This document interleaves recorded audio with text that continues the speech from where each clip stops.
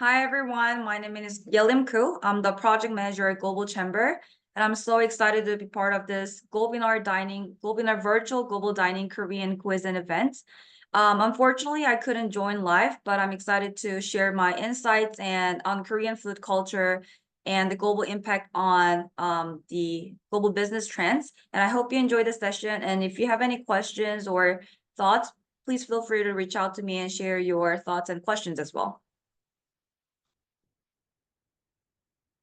So I'm pretty sure you're familiar with Korean cuisines such as tteokbokki, like rice cake with spicy sauce, with fish cake, or bibimbap, like a rice with all bunch of vegetables and gochujang, or ramen, or 불닭볶음면, which is spicy noodles, kimbap, or any kinds of street foods.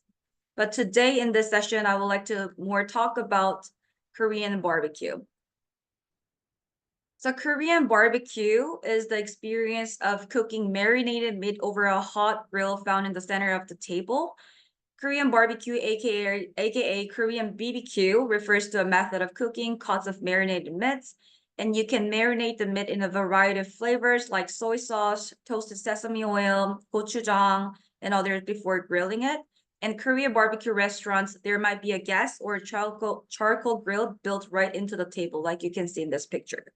And in Korean cuisine, the experience of making barbecue right at your table can be just as important as the flavor of the dish itself. The Korean side dishes, aka banchan, that might accompany Korean barbecue include kimchi, vegetables, rice, pajari, a green onion salad, and others.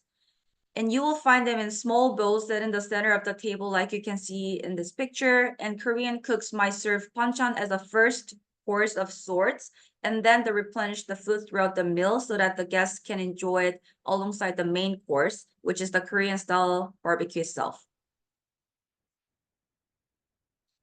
There are a lot of components of a Korean barbecue meal. First is meat, which is the main component. So typically a Korean barbecue restaurant will feature one type of meat, whether that is pork, chicken, or beef. You will generally have the choice of which part of the animal you want. And while pork belly is the most common, the intestines, neck, leg, and skin might also be the options.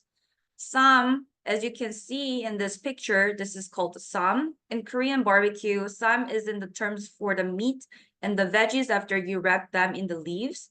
We can use lettuce leaves, perilla leaves, sesame leaves, or a combination with the grilled meat. So basically, on top of the leaf, we put all different kinds of banchan side dishes, and the meat and all these vegetables. And the sauce is also important. So to the meat and the vegetables, we add samjang, which is a sauce of the soybean paste and red pepper paste.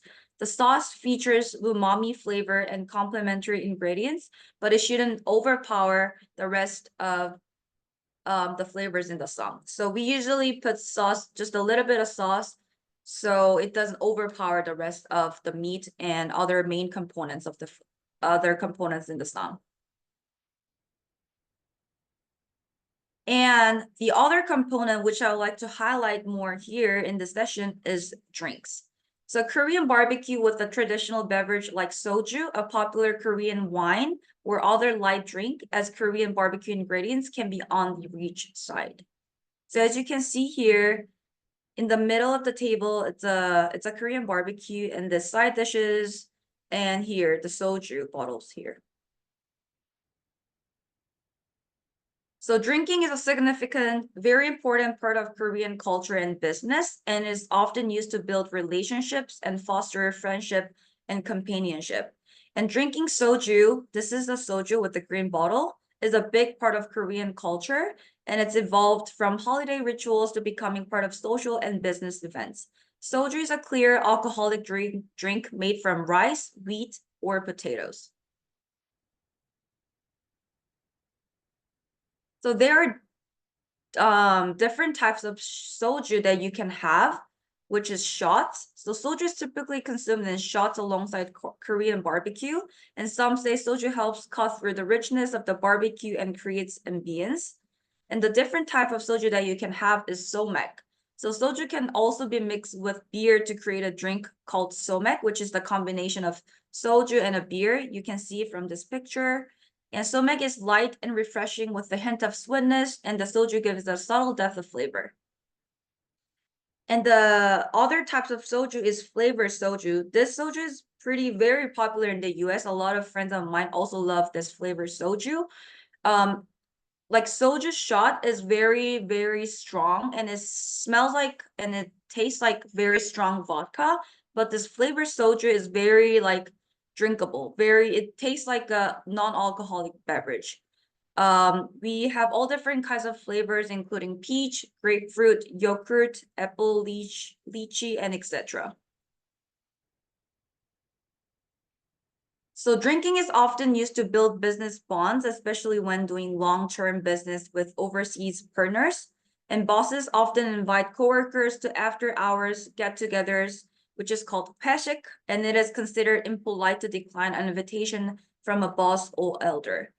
I mean, a lot of Gen Z and nowadays, people think it's toxic to be forced to have drinks even after work hours. So they're trying to eliminate that kind of drinking forcing culture, but still implicitly, we think it's impolite to say no to the boss when it comes to drinking. And there are strict drinking etiquettes rules in Korea, which are important to understand for natives and foreigners. Some examples are including don't pour your own drink. So it is uncommon to pour your own drink, and you must wait for someone else to refill yours. And respect your elders. When receiving a drink from elder or the boss, hold the glass with both hands or one hand, as you can see from this picture, your elbow supported, and bow your head slightly. When it's time to drink, turn away from the elder and cover your mouth and glass with your hands. So this is the drinking culture and drinking etiquette that you should be aware of when it comes to drinking, especially when you're drinking in the business settings.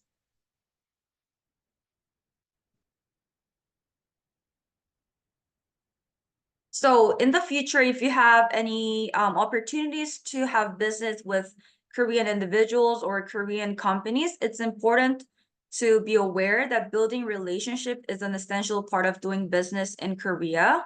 And relationships are developed through informal social gatherings and generally involve in a considerable amount of eating and drinking. So such gatherings also present the opportunity for both sides to discuss business in more relaxed and friendly surroundings, including drinking. So hopefully this session help you with understanding more about the Korean cuisine, Korean drinking culture. And thank you.